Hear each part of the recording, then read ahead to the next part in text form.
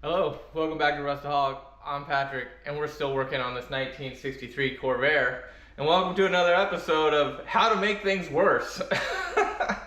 In the first episode, we're trying to put this Corvair back to a stock fuel system because of having a lot of different fuel issues and really just wanted to get it back to stock. Seems easy. You just get a pump, you get a rod, you put it in there, and you're good to go, right? No, that's not what happens. I didn't do my due diligence, obviously, and I did just that. I put all the stuff in there, turned the key, and got some really, really bad news. The total sum of that bad news is, one, the pump that I got is pushing out 10 PSI. Corvair only needs like 3 or 4, so why would you even make a pump that has 10 PSI? It's like 2.5x what it's really even needs at all. I have no idea. But so the pump isn't even going to work unless I use a regulator. Second, apparently the rod shaft is probably too long. After doing some research this week, I found that there's 2 different pumps and there's 2 different rod lengths. And obviously I got the wrong combination. And I think what that did is when all of that got compressed together, it was as far as it was going to go, and somehow it pushed that eccentric and got it loose. So the eccentric inside the housing is also loose. So we got too much PSI in the pump. We've got, oh, and the rod mushroomed, by the way, while I was doing that. So you can't just get it out by pulling it because now it's got some little ridges on it. So we got a pump with too much PSI. We got a rod that is now stuck in the housing and mushroomed, so you can't just pull it out. And we have a loose eccentric in the housing. Now, the biggest problem is, why did that eccentric get loose in the first place? Worst case scenario, all of this together pushed that, because that eccentric is like a 1/4 inch thick piece of steel. That thing isn't going to break or move. It definitely pushed stuff out of the way. So there's a drive gear in front of it, there's a washer, and there's the harmonic balancer. It is possible, when I put this together last year or whatever, I tightened the eccentric, the drive gear, and all of that, and got it pounded tight. Then you put on the housing and then the harmonic balancer. So when I put on the harmonic balancer, it gets kind of tight at the very end, you know, and it's possible I just stopped too early and maybe I left, you know, 3/16 or something of an inch before it should all pinch together. It's the only thing I can think of how that moved, because I don't think there's any way, with the bolt in there for the harmonic balancer, etc., there's no way that should have moved. So I'm thinking that's what it is. I have to go with that because I have a positive illusory bias. So that has to be it. So anyway, we got some major problems here that we got to fix, because a couple-hour jobs has now turned into a couple days, and I may have to remove that housing in total. So I had an idea, and I checked the forums, and a lot of people were just saying, "You're screwed, buddy. Just go to the electric pump, bypass that thing, and be done." But that still didn't help me get that rod out. I really have to get the rod out. So I did pull the cover off, and I got it out, and I wasn't sure this was going to work because everything hinged on it, but I was able to stick a file down in there and then slowly twist the rod itself just enough to get the burrs or whatever off of it and pull it out. I know there's metal shards now or whatever, micro shards in the engine zone. I know it's bad, but it was the only way I could get that thing out. And so I did get it out. So that's awesome. Let me just show you how I destroyed my engine or possibly whatever by getting this stupid rod out. Here you go.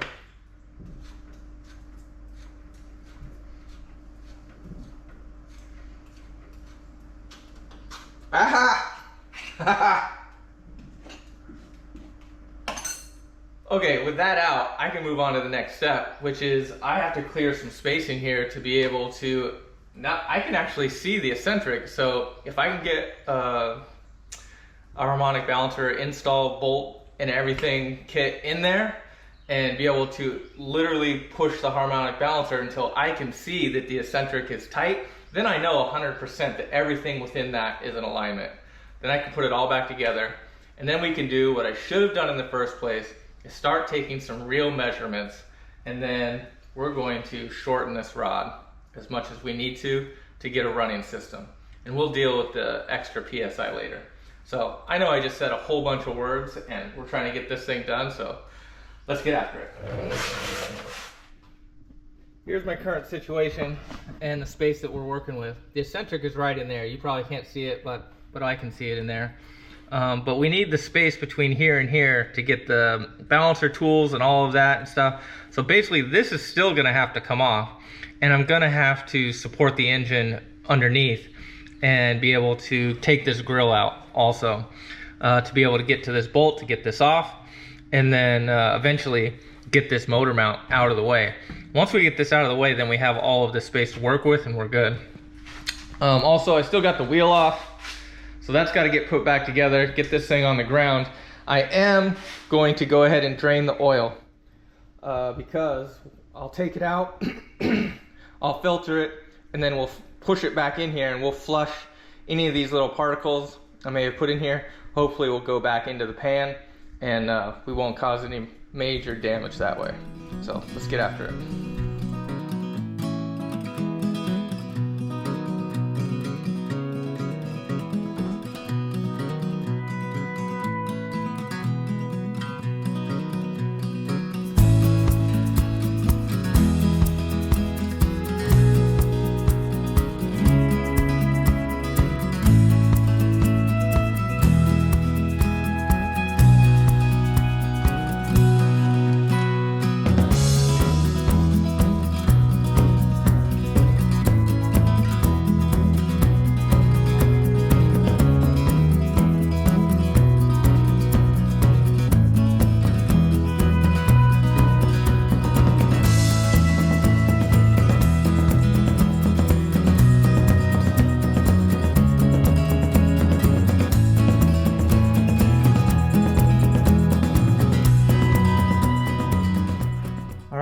Here's our state of things.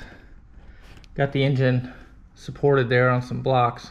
Now normally you can't do that with the stock pan, it would probably crush it. I do have a heavier duty pan here, so be careful if you're trying to do this. Also, when I let the mount go, the car did pop up a little bit, which is fine. We'll just be able to get it back down later, but it's supported. We got the bolt off. Wasn't able to get the this crank bolt off with the impact right away. Ended up having to pound the harmonic balancer in a little bit because it was so tight. So I think that really proves that everything was really pushed rearward here.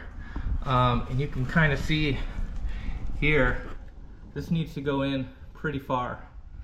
So I think we've got enough space to work here. I'm gonna go grab my harmonic balancer installer tool, get that set up, and then we'll start pushing this in and we'll check it from the top until that is totally tight. So getting closer. All right, here we go. I got it all set up. I got a little screwdriver here. I'm gonna be checking this eccentric. It's still loose right now. I'm using a pipe wrench actually because I couldn't find something big enough to twist this thing, and luckily I got a 1/2 inch wrench grabbing the other half of the installer, and it's gonna rest right against the motor mount here, so it's gonna hold that for me, and we're just gonna push this in until it stops moving.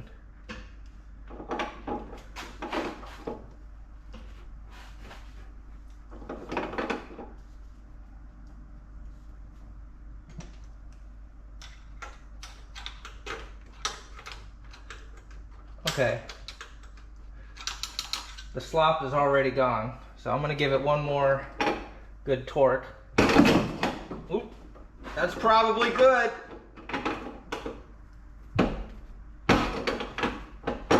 That might be a sign.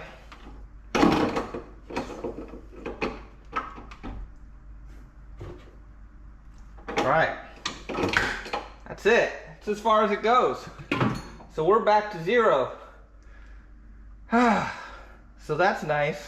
All right, next up, I'm gonna start taking a bunch of measurements. So I'm gonna go ahead and pull this installer out, get the crankshaft bolt back in, find something I can stick in this hole. And actually, I'm gonna do something I didn't do last time, and it's gonna be a whole bunch of work to do it, but I only wanna do this one more time. So I'm gonna pull all the spark plugs as well.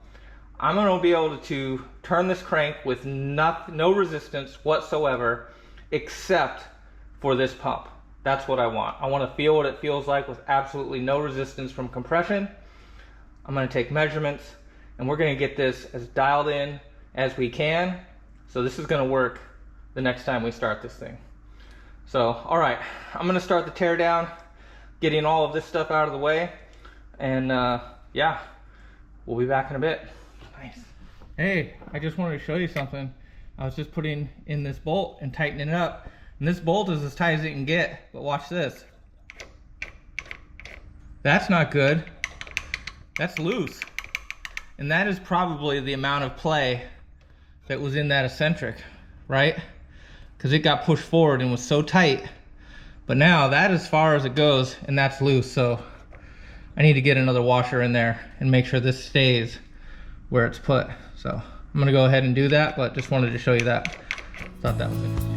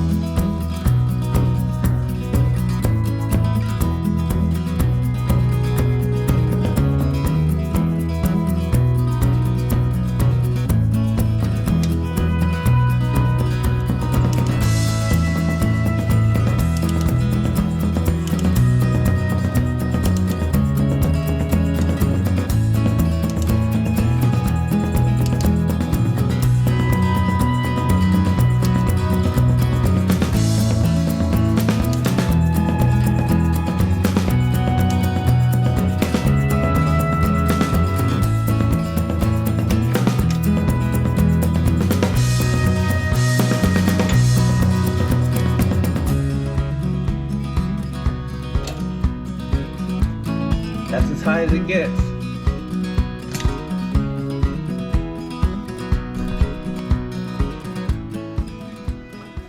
All right, final answer, 3/16 is all this is the only travel this thing gets on a full rotation. That doesn't seem like much to me, but it is what it is.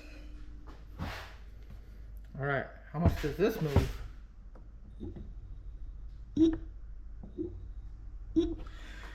It's literally from that line to that, which is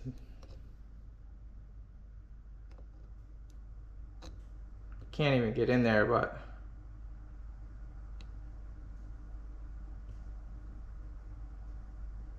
it looks like another 3/16. So that checks out.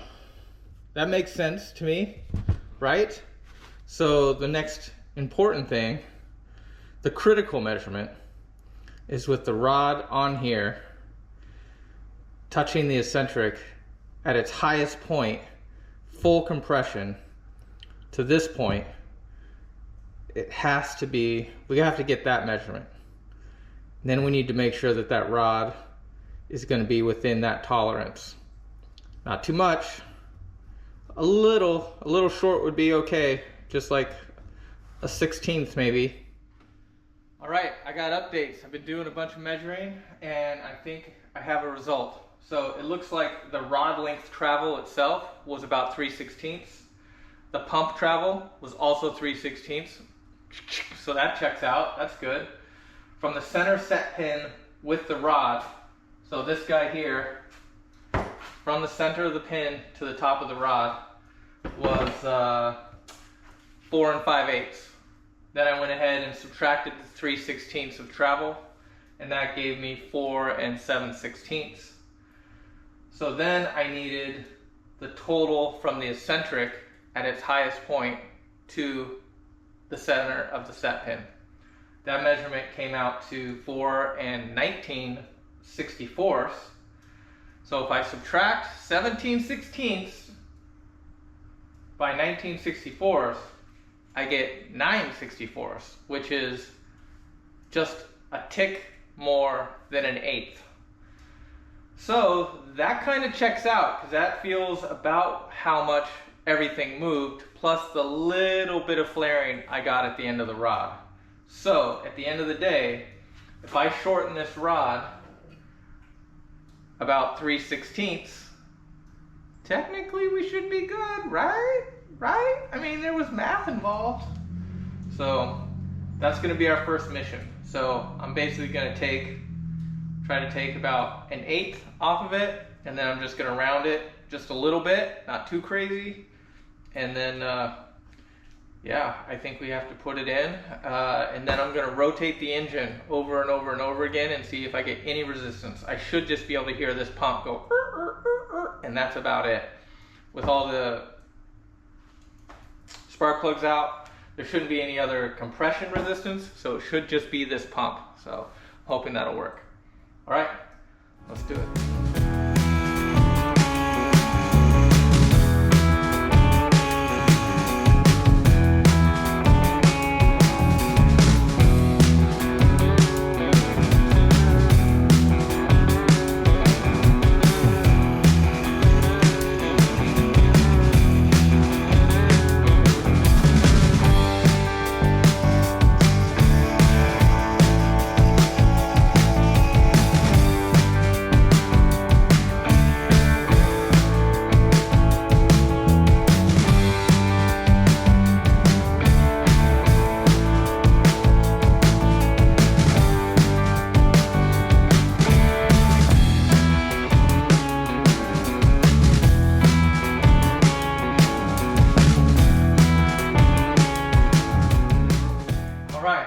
At this point, I think we're ready to start putting some stuff back together, at least loosely. So I'm gonna jam this guy back in. Be honest, probably gonna get some leaks. I think this gasket probably didn't make it, but we're gonna move forward anyway for now, just to see if we can't get this thing to work, and then we'll deal with gaskets later. But all right, let me get this bolted up. Okay. New rod going in.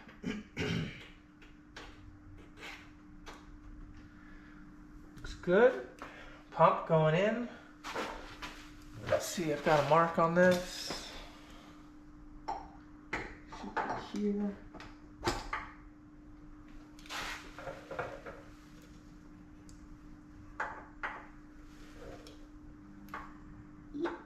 Ooh. All right. It's already pumping, which is good. That's what it's supposed to be doing.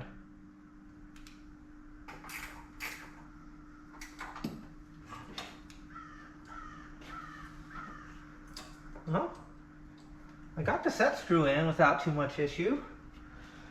Seems to be where it wants to be. Let's try to rotate it, see if we can hear that pump.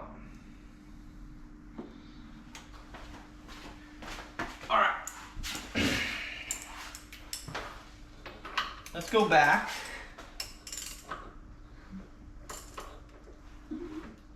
Okay, this is easy.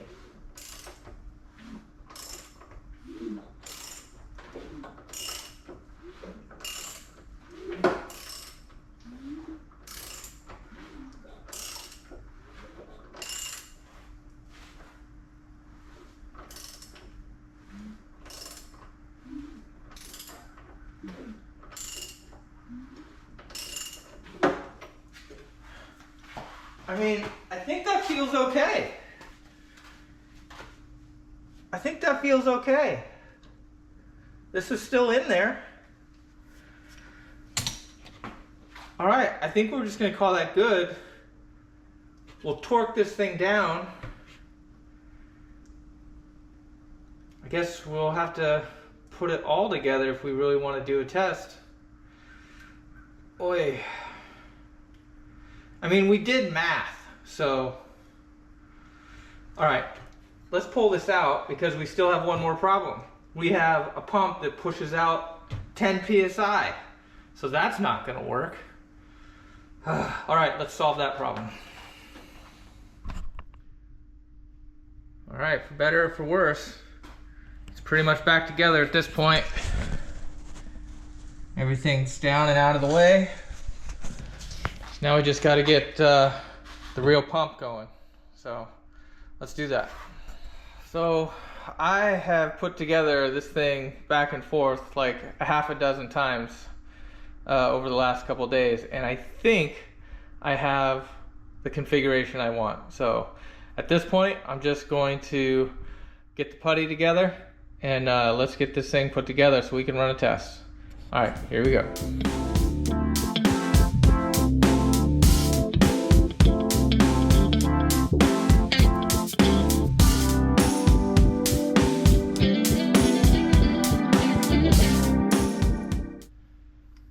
All right, that is a crazy monstrosity, but it should give us what we want. This is the first time I've had it all together in this configuration, so I'm gonna put it in the car and real quick, make sure it fits, and then we'll glue this together permanently. Oh my gosh. We're back. Good thing we did do the test fit, because this is not long enough. It needs to actually be down like that, just to make sure that we push those lines down enough and we get the clearance we want. So I'm gonna go get one a little bit longer than this, and then we should be ready to rock.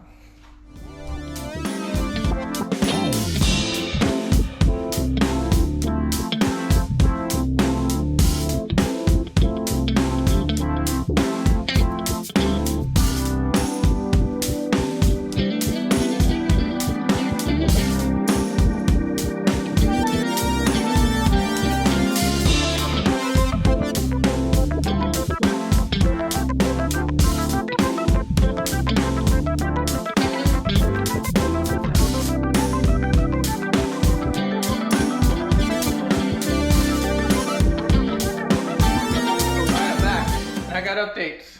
Not only do I got the pipe, I got this stuff installed. Check it out. It's installed. Pretty excited about it. It's gonna regulate fuel. It's gonna show me the pressure. It's gonna distribute it to carbs. This is all good stuff. And you'll notice here that I did give up on the inline input line across the shroud there. It just didn't make sense with all the linkage and everything. Even though I could kind of work it and get it to go, at the end of the day, I just rebent that line and got it around this way. Also, I don't have this protected yet.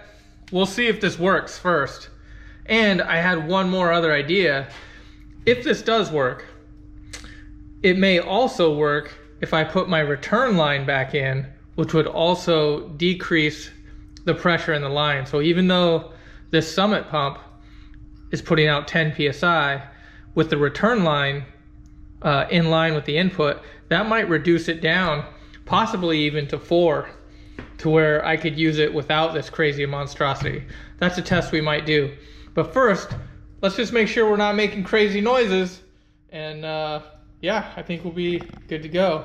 I think I do have to put some oil in it. Let me do that right quick, and then let's start this thing. Yeah, I'm gonna use some fresh oil. I was gonna reuse the old stuff, but it's just old. And let's be honest, I never really do oil changes anyway. So I usually just, refill it as it leaks. So this is a good excuse as any to do a real oil change. Okay, oil's in. And just a side note, in this configuration, you can't actually lock the oil cap. It would need to come up another ½ an inch to do it, which we've got the space, but I don't know. We'll see how it goes so far. Also, I turned the key on just to go ahead and pressurize the system with the clickety-clack, and I found a leak right away, right over here in the corner. So we did get that fixed. I've done that again, pressurized it. Doesn't seem to be any leaks currently. And so I went ahead underneath the car and pulled the power to the clickety-clack. So if this works, it'll be all on the pump itself. All right, nothing left to do, I don't think. It's all done. Let's just see if it works or not. Last minute checks, everything is solid. It's not leaking. Let's just do it.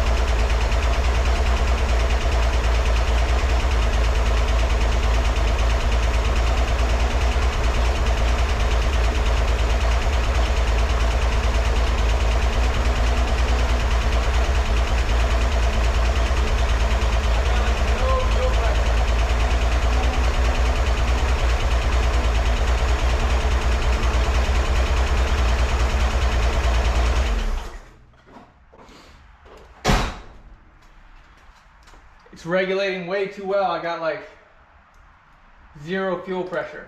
So let me go find the tool to make some adjustments here.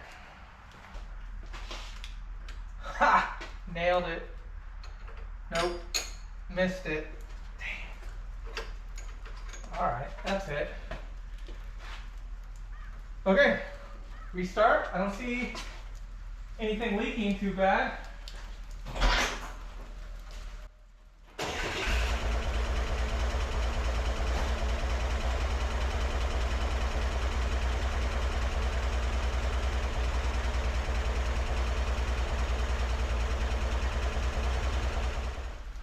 So either this gauge isn't working, or this pump isn't pumping, or something to that effect. All right, after messing with it for a little minute, I think I figured it out. And so I didn't actually have that set pin in the right spot. It was pushed up a little bit. When I pushed the fuel pump down, it started getting action. So you could actually feel it, when everything is in alignment. Turned everything off, pushed it back down, really got in there, made sure that set pin was right, turned it back on, and it seems to be working. I'm getting fuel pressure now, but I'm getting some crazy sounds from my fuel pressure gauge. It is just like crazy loud. I think it's kind of broken. But if I hold that, I can feel that the pump itself is making contact. I can feel it vibrating. It's not making any crazy sounds. But the fuel pressure gauge is kind of erratic, so let me show you that real quick. But pretty excited. I think we got a win here.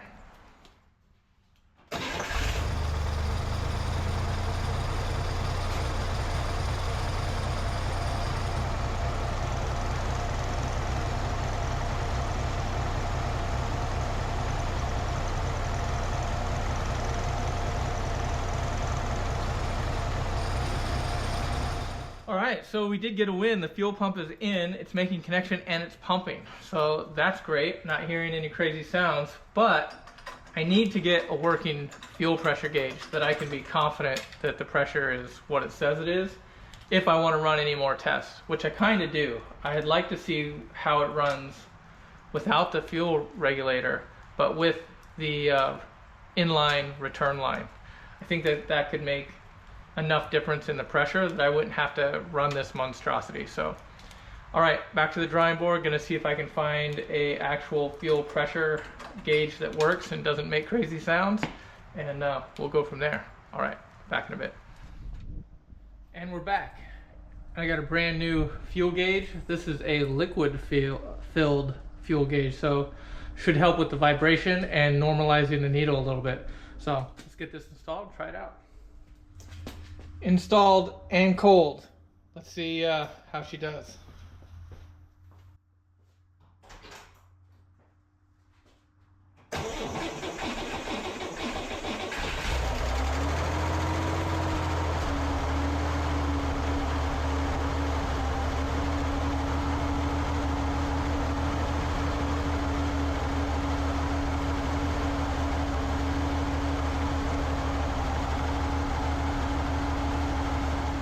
That was a successful test. We actually got there. I mean, it took a minute, but we're finally got there. I let it warm up to temperature. It finally settled at 4 psi. Revved it up, simulated some real driving conditions. Stayed at 4 psi the whole time. It's drivable like this. But it pains me to admit, I think I'm going to take all this apart, because I would rather not have the regulator in there.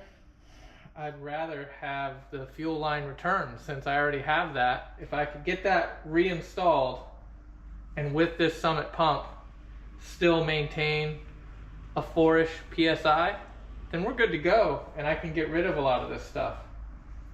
And I did have some vapor lock issues, so this system right here may not actually cure that, where the return line would definitely help. So it's complete, but I'm gonna tear some of this down. What we're gonna do, we're gonna take all that regulator stuff apart, we're gonna put the return line back over there in the corner, and now we know that we can get 4 psi with this setup, and it is drivable. Let's see if we can get the same result without all this and just putting the return line back in. I don't know, maybe it'll work. All right, let me get to work, and we'll be back in a bit.